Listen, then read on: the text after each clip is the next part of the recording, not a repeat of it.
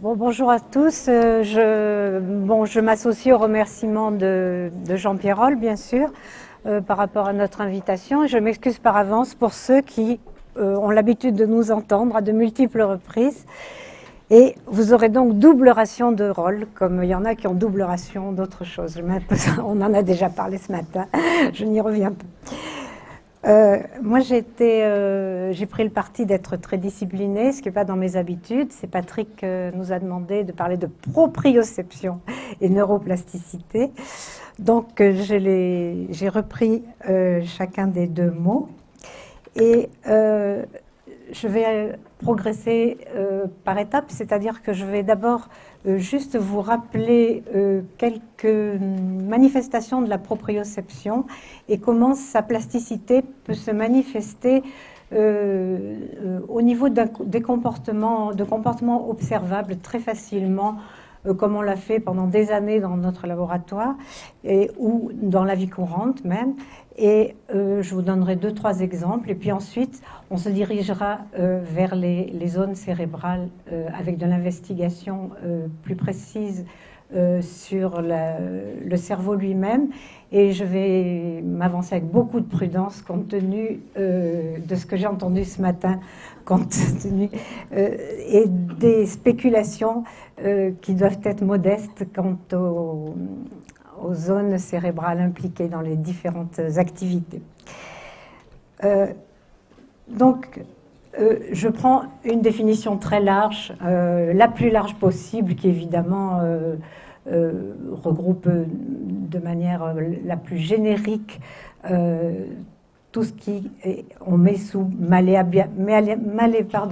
malléabilité corticale, neuroplasticité. Donc une réorganisation des réseaux cérébraux. Je l'ai divisé en 3 points. Sous l'effet de l'usage, on peut dire de l'usage, c'est-à-dire l'apprentissage, le surapprentissage d'une habileté quelconque. Alors on connaît l'apprentissage d'un instrument de musique, un geste sportif, etc. Sous l'effet aussi du non-usage, c'est-à-dire dans le cas de privation, qu'elle soit sensorielle, motrice, liée à différentes pathologies ou à la chirurgie, on en a parlé ce matin.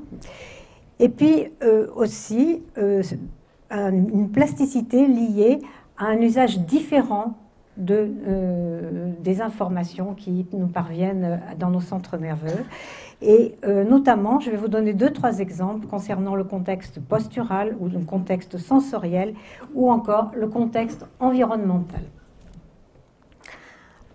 Alors, je n'ai pas pu m'empêcher de rebondir sur un événement très actuel qui est l'arrivée en apesanteur d'un cosmonaute français dans la Station spatiale internationale.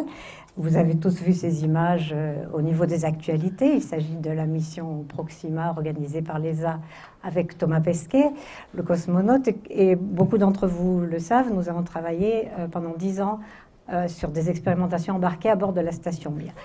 Et donc, je vais juste prendre un exemple pour montrer à quel point la manifestation de la plasticité cérébrale peut s'exprimer à travers des expérimentations très simples, mais qui en disent long sur cette capacité adaptative du système nerveux.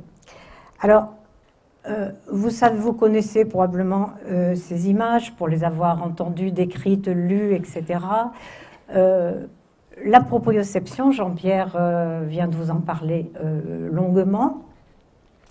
On peut la solliciter à l'aide de notre méthodologie vibratoire, il vient de l'expliquer aussi, à tous les niveaux du corps, puisque la musculature est répandue sur tout le corps, depuis la musculature extraoculaire jusqu'à la musculature des jambes, et ceci associé avec les informations cutanées qui recouvrent les muscles.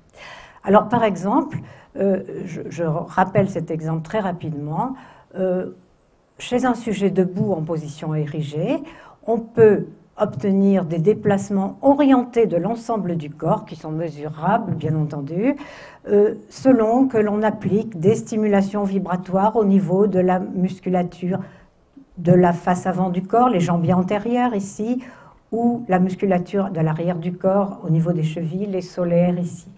Et vous voyez que cette sensation perçue d'inclinaison du corps entraîne une réaction, un mouvement de réaction, de redressement du corps, puisque le sujet perçoit une sensation illusoire de déplacement. Et il s'agit bien sûr d'étirements musculaires simulés par la vibration. Alors je rentre dans l'aspect contextuel. Il s'agit simplement de fixer le sujet et de réappliquer le même type de stimulation pour que cette fois-ci, le sujet n'ait plus de mouvement, puisqu'il est fixé, bien sûr, mais rapporte simplement à sa perception, et à ce moment-là, la perception sera orientée dans des directions différentes. C'est-à-dire, dans un cas, il exécute un mouvement de rééquilibrage, c'est normal pour ne pas tomber. Dans un autre cas, il ne fait que percevoir une sensation d'inclinaison de son corps. Alors pourquoi je vous reparle de ça, ce sont des travaux anciens qui ont été repris plusieurs fois, parce que quand on est en microgravité, on perd complètement cette notion de verticalité, et que bien entendu, il a été très intéressant pour nous d'aller voir ce qui se passait quand on mettait le sujet en microgravité dans des situations comparables. Alors, en 2 mots, je vous montre cet exemple. Voilà l'équipement d'un sujet équipé pour pouvoir faire ce genre de test au sol, avec l'équipement microgravitaire. Voilà le même sujet en microgravité. C'était au cours des missions anciennes, maintenant, qu'on a fait à bord de la station Mir. Et surtout, je vais retenir un résultat qui a à voir avec notre propos d'aujourd'hui. Les perceptions illusoires de déplacement du corps, par exemple, lorsque vous appliquez une vibration au niveau du jambier antérieur, à l'avant de la cheville, au sol, le sujet est fixé, il est au sol, c'est en condition pré-vol, avant le vol.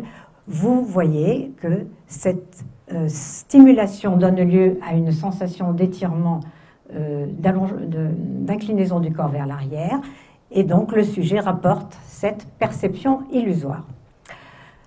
Lorsque vous faites la même expérience en vol, tenir debout n'a plus de sens quand vous êtes en microgravité, votre corps n'a plus de poids, et tenir en position verticale n'a plus de sens.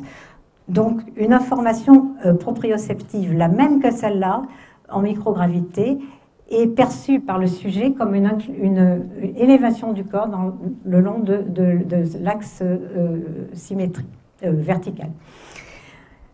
Plus intéressant, si vous redonnez en vol, c'est-à-dire dans un environnement microgravitaire, mais dans lequel vous redonnez des conditions terrestres, c'est-à-dire lorsque vous appliquez des tendeurs qui redonnent des appuis au sol et des contractions musculaires pour faire tenir le sujet debout, vous voyez qu'à ce moment-là, on retrouve exactement la même sensation que lorsqu'on avait, que l'on avait au sol. Alors pourquoi je vous montre ça?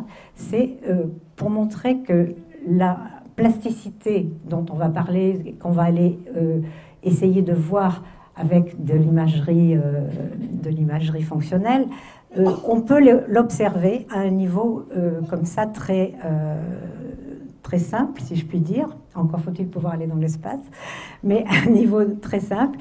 Et ça veut dire aussi que le cerveau reprogramme toute sa coordination corporelle, le traitement de ces informations qui habituellement lui donnent la sensation de se tenir droit sur la Terre, puisque nous naissons tous sous le vecteur gravitaire et nous luttons toute notre vie contre cette gravité pour pouvoir tenir debout.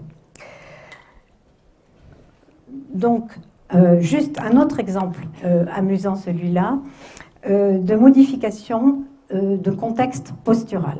Alors, vous voyez sur cette image, elle est amusante, ce sont des images distractives, c'est-à-dire que dans tous les cas, vous avez une petite stimulation vibratoire, donc au niveau de cette musculature du poignet, chez les 2 sujets appuyés sur ce mur, debout appuyés sur ce mur, l'un ayant la main positionnée comme ceci et l'autre comme ceci.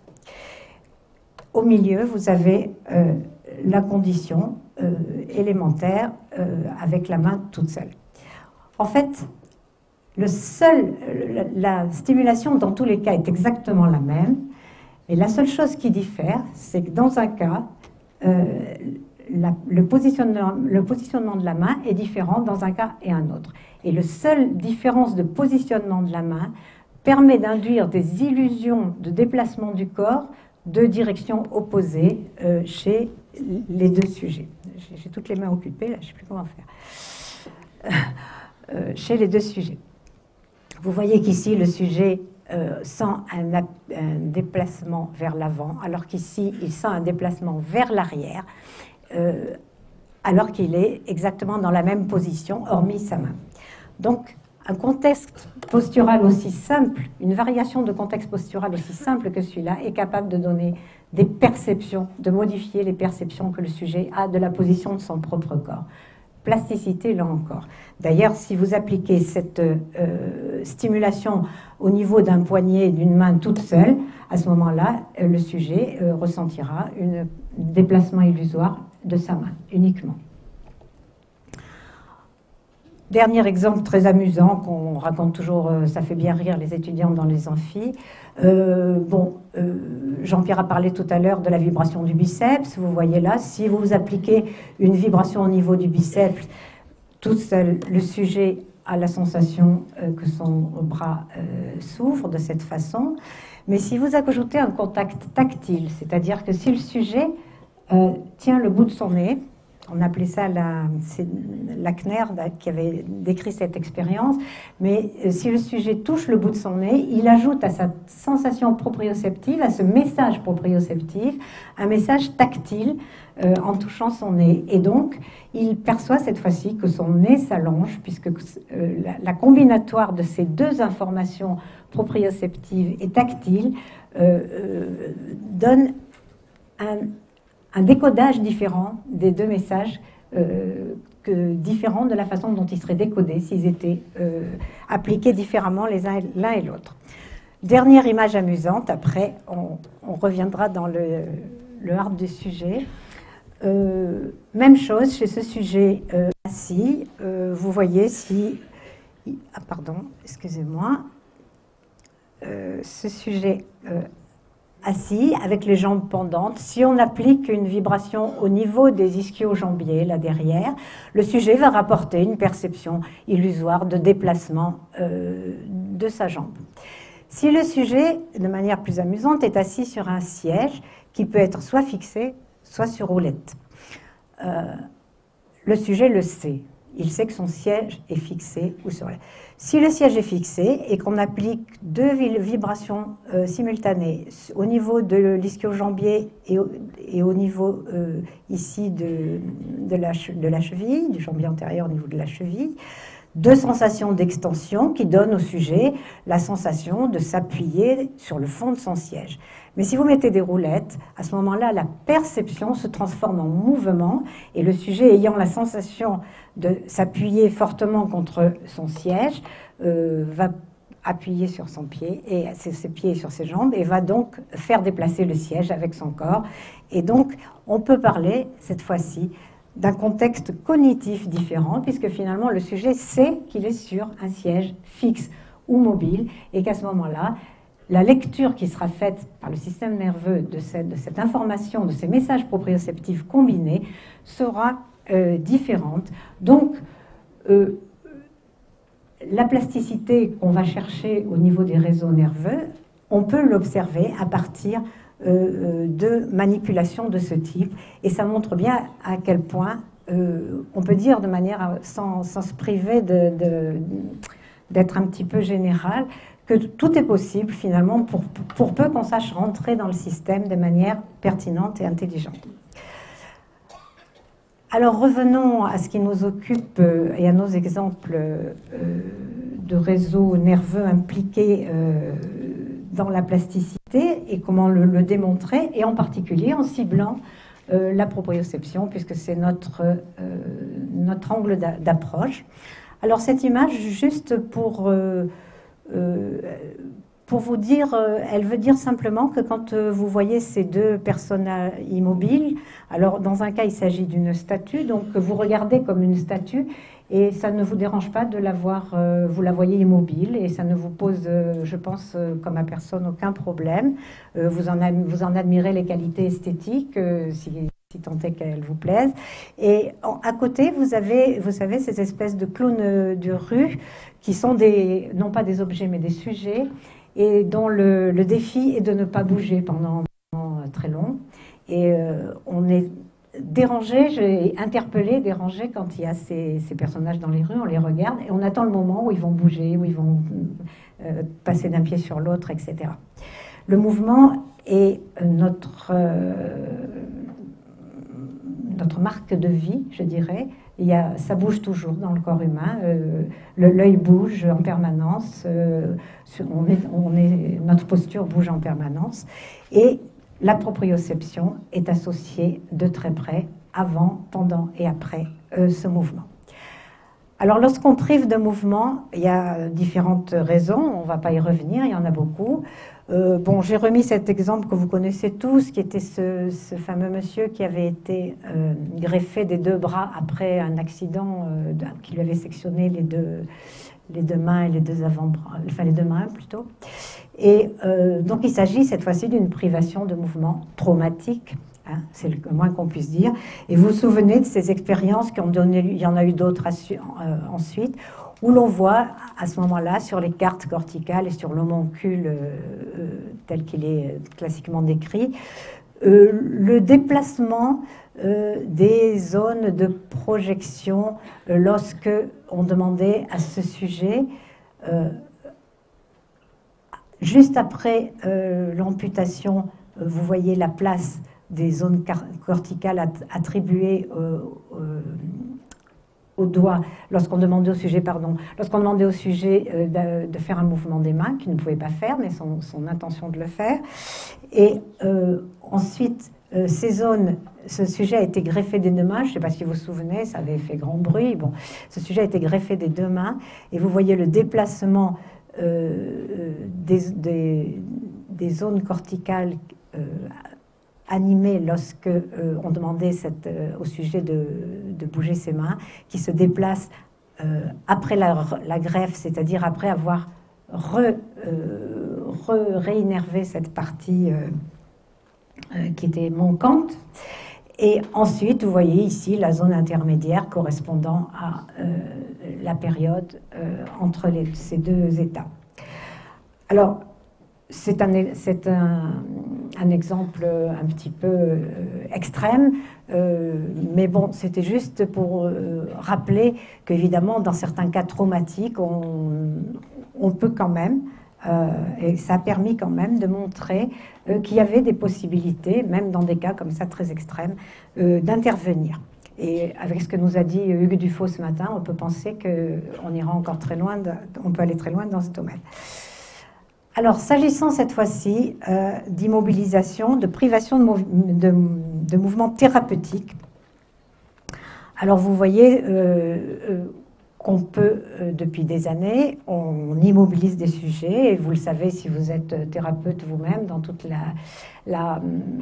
les disciplines qui touchent au mouvement, on immobilise un segment pour des raisons thérapeutiques, à la suite d'entorses, de fractures, etc., pour des raisons de réparation de tissus, de tous les tissus, osseux, ligamentaires.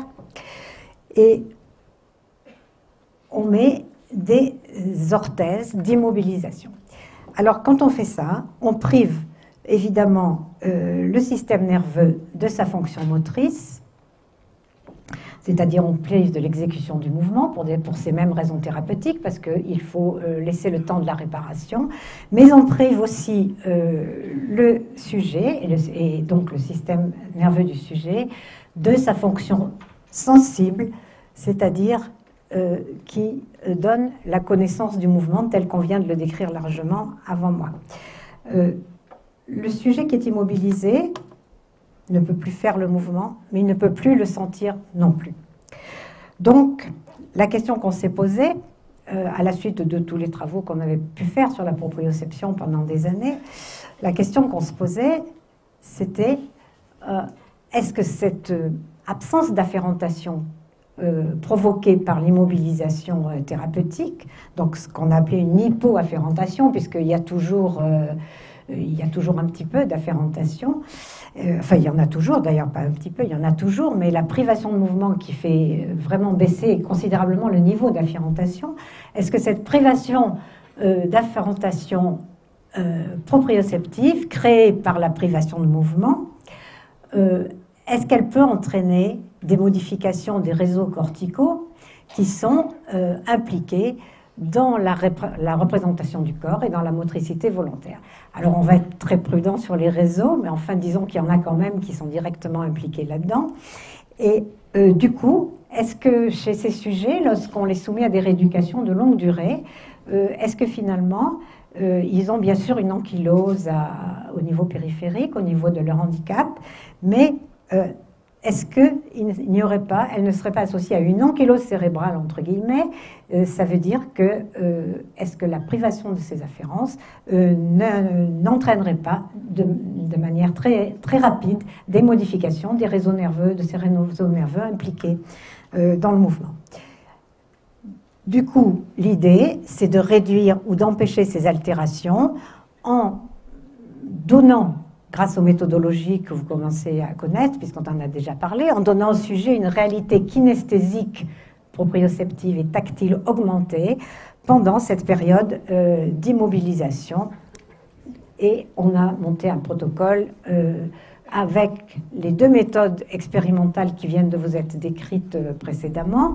Je rappelle juste rapidement deux méthodes. À l'écoute du trafic nerveux, comme je l'ai écrit, prélever, analyser, modéliser les messages issus des muscles et de la peau à l'aide de la microneurographie. Jean-Pierre l'a décrit précédemment. Et ensuite, voir si la deuxième méthode, grâce à la deuxième méthode, voir si le sujet reconnaît bien son corps lorsqu'on lui applique ses leurres expérimentaux. On réintroduit artificiellement ces messages de façon neuromimétique, puisque, comme Jean-Pierre l'a expliqué précédemment, on peut fabriquer des messages le plus proches du réel, qui sont vraiment à proprement parler neuromimétiques, et donc qui devraient être de véritables clones des messages qui montent vers les centres nerveux lors des mouvements réels. Ceci à l'aide des vibrations telles qu'elles ont été décrites. Alors, voici la situation décrite auparavant, donc enregistrement à partir de la microélectrode et fabrication de patterns de stimulation neuromimétique. Il faut que j'appuie là-dessus, je pense. Voilà. Alors, je vous montre ce que vous a été décrit précédemment. Voilà, c'est sonorisé, mais on ne l'entend pas. Voilà. À l'aide d'un robot, ça déplace le pied. Voilà. C'est ce qu'on vous a montré tout à l'heure. Et c'est ce prélèvement de messages qui permet d'ensuite fabriquer ces patterns. Alors, juste de manière très caricaturale, on recueille le mouvement. Voici l'exemple d'un mouvement avec les déplacements en XY. Le signal nerveux qui monte vers les centres durant ce mouvement. On recueille ce message.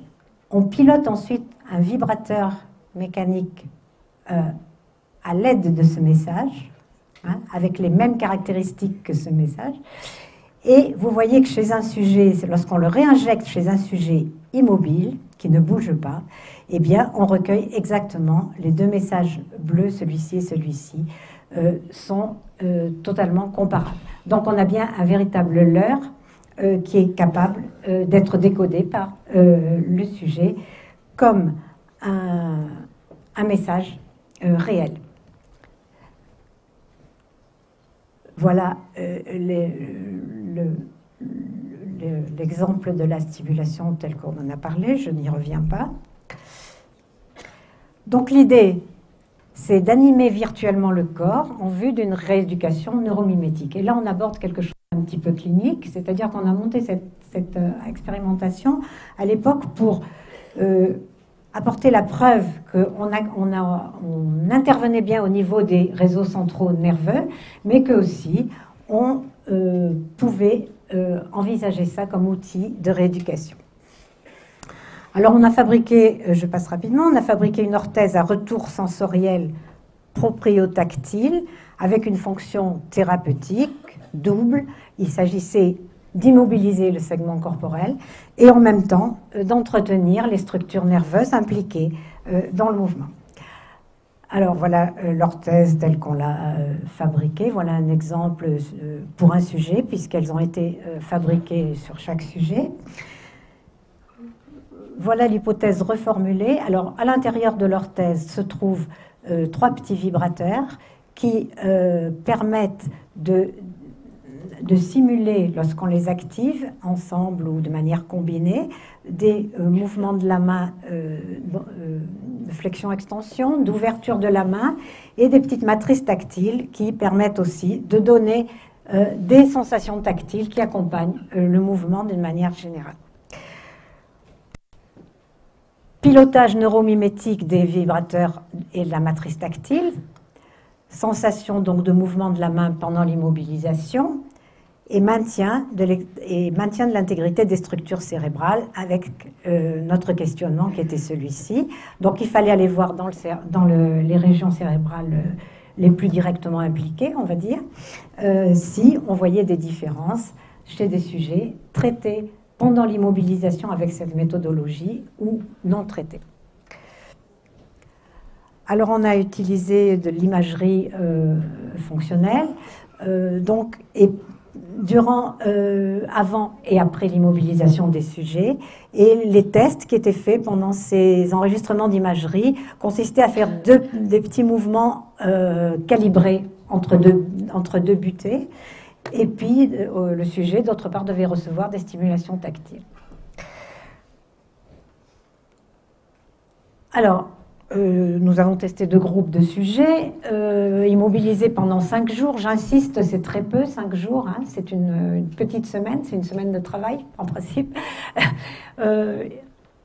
Juste avant et après immobilisation, ils subissaient un test IRMF et une mesure de l'amplitude articulaire, c'est-à-dire dans les différentes directions de la main, on faisait une mesure de leurs amplitudes articulaires juste avant de les immobiliser. Et ensuite, dès la levée d'immobilisation. Et donc, vous voyez en dessous, là, un exemple de sujet traité qui venait 2 fois par jour au laboratoire se brancher leur petit brancher à l'ordinateur leur petit compteur, j'arrive pas le petit, je trouve pas le mot, le boîtier, merci, le petit boîtier qui permettait donc de délivrer ces stimulations.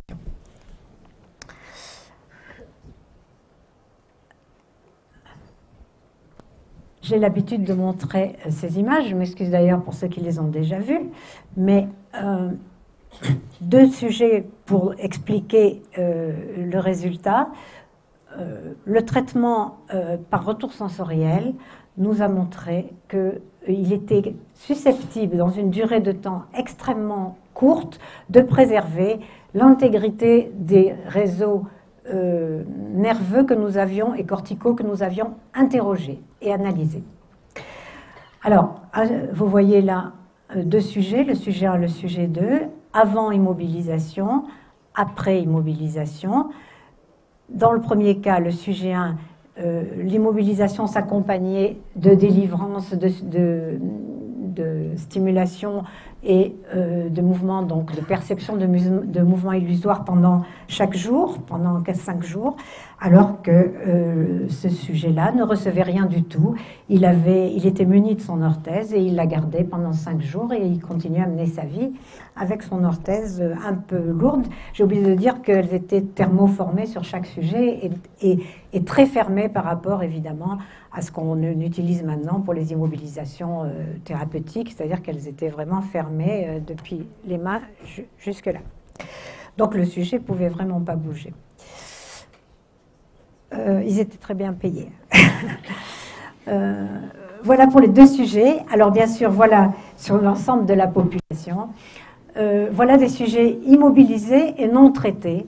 Donc vous voyez, il y a les 8 sujets qui sont représentés ici. Vous voyez les images d'IRM fonctionnelles avant et après immobilisation pour chacun des sujets.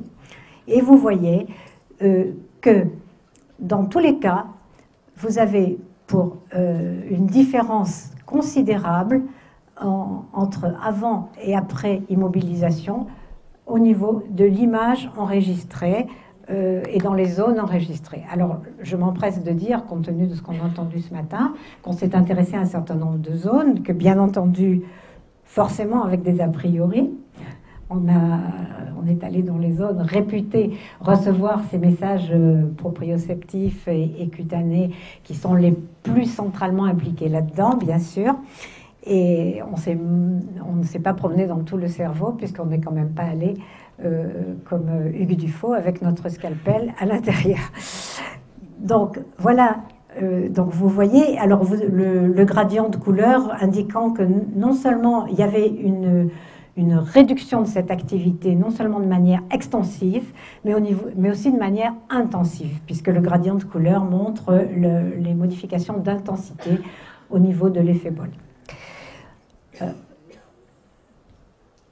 Alors, inversement, au niveau des sujets immobilisés et traités, vous voyez qu'on a une très forte similitude qui est conservée entre les deux coupes de cerveau montrées ici, avant et après cette immobilisation.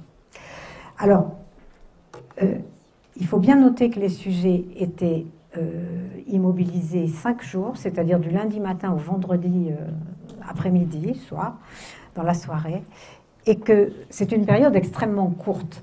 Et ça me permet de dire dès à présent que ça peut être inquiétant parce qu'on se dit, bon, 5 jours suffisent à désorganiser nos réseaux cérébraux. Je pense que beaucoup moins de temps, surtout d'après tout ce qu'on a entendu, beaucoup moins de temps suffisent à désorganiser nos réseaux cérébraux, mais aussi à les réorganiser. Parce que ce que j'ai pas insisté tout à l'heure, mais au niveau des astronautes, ils changent de modèle lorsqu'ils sont en microgravité, mais souvent ils y restent longtemps, mais ils s'adaptent. On observe une capacité adaptative des centres nerveux, puisqu'ils sont capables de les adapter à leur nouvel environnement, mais dès qu'ils reviennent sur Terre, et moi j'ai eu l'occasion d'en observer après des longs séjours, 6 mois quand même, qui sont des très longs séjours, et quand ils reviennent sur Terre, il y a à nouveau une réadaptation dans le sens à la condition terrestre. Donc, on agit lorsqu'on immobilise et lorsqu'on immobilise un individu, un segment de membres chez un individu, on agit sur l'information, sur les centres nerveux qui reçoivent l'information en provenance des muscles et en particulier proprioceptive et tactile. Et la rééducation devrait prendre en compte cette donnée. Alors, au niveau de ce qu'on a vu au niveau des centres nerveux se voit aussi au niveau de la périphérie, c'est-à-dire que vous voyez que lorsqu'on étudie l'ankylose, le niveau articulaire, au niveau de l'articulation, pardon, on voit que l'ankylose articulaire est fortement réduite, puisque vous voyez, dans ce cas-là, il s'agit des sujets non traités et là, des sujets traités. Vous voyez qu'il y a dans toutes les directions de mouvement étudiées, une différence très importante avec, chez les sujets non traités, une réduction quand même qui persiste à la levée de l'immobilisation, de l'amplitude articulaire au niveau des différents mouvements. Alors, ce qui n'est pas le cas chez les sujets traités, puisque vous voyez qu'ici, les différences restent significatives, alors qu'ici, elles ne le sont pas. Alors, ça se résout très vite parce que les immobilisations étaient de courte durée, mais en fait, cette différence subsiste, est présente.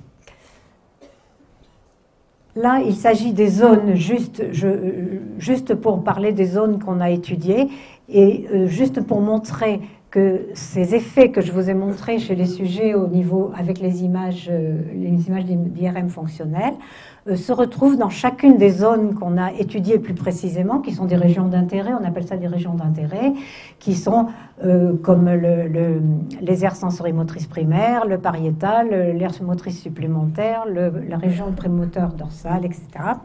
Et pour le tactile, les aires sensorimotrices primaires, le lobule pariétal, l'insula, qui est une région beaucoup plus sous-corticale. Donc, on arrive à ce que je voulais essayer de démontrer au début, c'est qu'il existe bien une use-dependent plasticity, c'est-à-dire une plasticité dépendante de l'usage, on le savait, on le montre là sur cet exemple. Plus intéressant pour nous est que cette neuroplasticité, elle peut être guidée par l'information proprioceptive, elle peut être guidée proprioceptivement avec de la réalité kinesthésique augmentée. Et dans une perspective clinique, ce qui nous intéresse, bien sûr, ce qui vous intéresse vous, si vous êtes professionnel, c'est qu'on peut maintenir un niveau d'afférentation suffisant de façon artificielle, malgré l'immobilisation, et donc au lieu de faire de longs protocoles de rééducation, on pourrait, et ça colle avec ce qu'on nous a dit aussi ce matin, c'est-à-dire éduquer en permanence, c'est-à-dire finalement alimenter en permanence ces réseaux, et l'éduquer plutôt que rééduquer, c'est-à-dire de recommencer, pas à zéro, mais enfin de recommencer de façon plus lourde. Alors le dernier point, je ne sais pas quelle heure il est. C'est bon, là? C'est bon. Le dernier point sur lequel je voulais venir, c'est que c'est rebouclé, c'est donc dans une perspective rééducative, telle que je viens de le dire, c'est que bien entendu, compte tenu des outils que nous avons, de ces résultats expérimentaux et du fait que nous sommes, Jean-Pierre et moi, de vieux chercheurs, on a essayé on avait envie de potentialiser toutes ces données à des fins cliniques. On a eu l'occasion de le dire à de nombreuses reprises dans toutes ces réunions scientifiques. Et on a essayé d'imaginer de faire une rééducation, d'appliquer ces méthodologies à un type de rééducation proprio-mimétique. Alors, la marche, c'est plus compliqué qu'un petit mouvement comme ça, hein, évidemment. Alors, j'avais fait cette petite animation qui est amusante. Regardez comme ce jeune homme marche avec élégance. Alors, chaque fois que ses muscles sont étirés, voilà, hein, chaque fois que l'ensemble de ces muscles qui lui servent à marcher sont étirés, eh bien, il y a une cohorte de messages proprioceptifs qui remontent vers les centres et qui, à chaque instant, lui disent « Attention, pieds comme ceci, jambes comme ceci, et relever, étirer, avancer, bon, bref. » Donc, c'est une activité sensorimotrice complexe. Et donc, on a essayé, je vais rapidement, d'utiliser à partir d'informations que tout le monde connaît, d'utiliser plusieurs vibrateurs sur les principaux muscles des deux jambes et de délivrer, de fabriquer des patterns de stimulation qui correspondent aux durées d'étirement de ces différents muscles et à leur phase d'étirement pendant la locomotion. Alors, on a fabriquer des patterns en utilisant des durées correspondant à ces étirements. Et on a fait une expérience pilote qu'on avait fait au laboratoire où le sujet était suspendu, assis sur une selle de vélo avec les jambes pendantes et où il pouvait recevoir, il était équipé de 6 vibrateurs sur chaque jambe au niveau des principaux muscles, au niveau de l'aine, du genou et de la cheville impliqués dans la locomotion. Et on lui demandait, on lui délivrait ses patterns, on lui demandait de reproduire les jambes pendues, suspendues, de reproduire ses patterns, ou on lui demandait de se déplacer, cette fois-ci, équipé de la sorte, ce qui n'est pas facile à l'époque, ce qui n'était pas facile. Bon, vous avez ici juste un exemple de la reproduction d'un pattern de marche rapide ou lente. Vous voyez, avec enregistrement de mouvement, de capteurs de mouvement, vous voyez que les 3 articulations sont impliquées de manière différente, en particulier celle du genou, et que le sujet est totalement capable de reproduire les patterns de locomotion lente ou rapide tels qu'on les lui a appliqués. J'ai 2 exemples là-dessous rapidement d'enregistrement de mouvement. Alors, vous voyez que ça donne une espèce de... J'ai le sujet cette fois-ci debout, pardon. Vous voyez que ça donne une espèce de marche un peu robotisée, un peu Robocop, hein, mais quand même qu'on arrive à faire percevoir au sujet et de manière suffisamment précise pour déclencher la locomotion lorsqu'il est debout, en charge sur ses muscles. Oui, oui, de façon involontaire, bien entendu. Voilà, je vous montre un autre exemple où c'est un petit peu plus difficile de déclencher cette locomotion. Voilà, le sujet est un peu plus hésitant.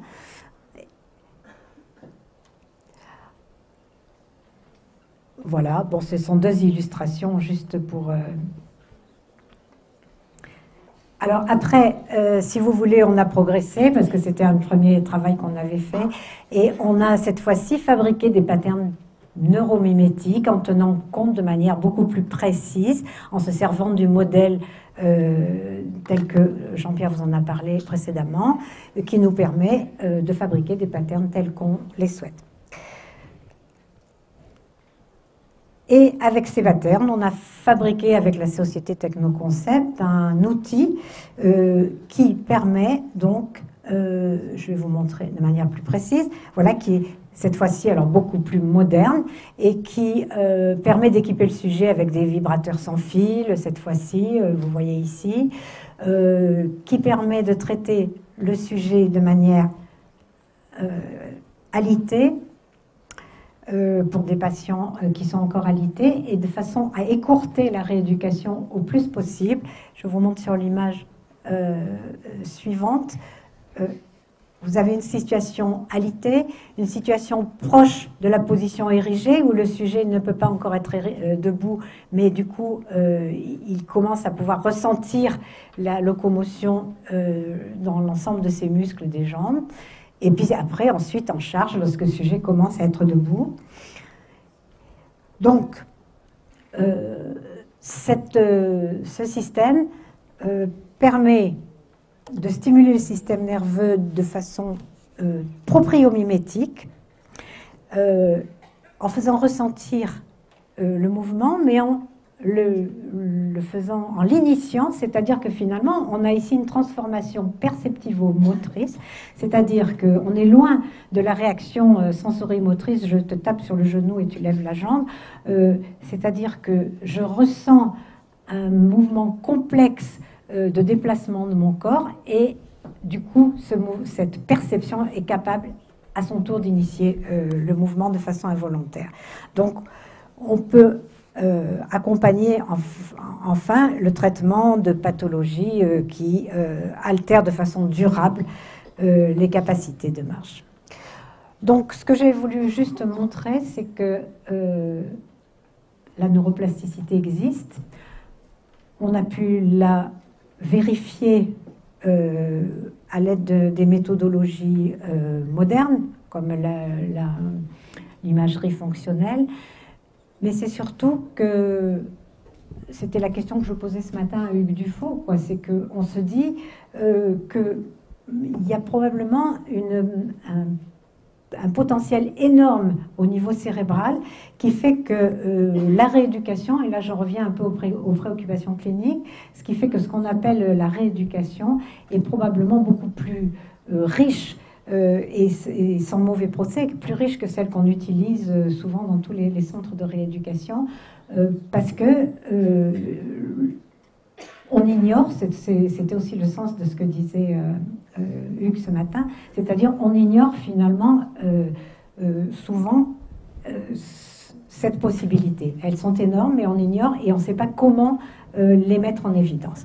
Donc ce que j'ai voulu montrer, c'est que finalement, avec la proprioception est peut-être un des meilleurs exemples, puisque c'est elle qui préside finalement à la connaissance perpétuelle de notre corps et de ses mouvements et à notre schéma corporel.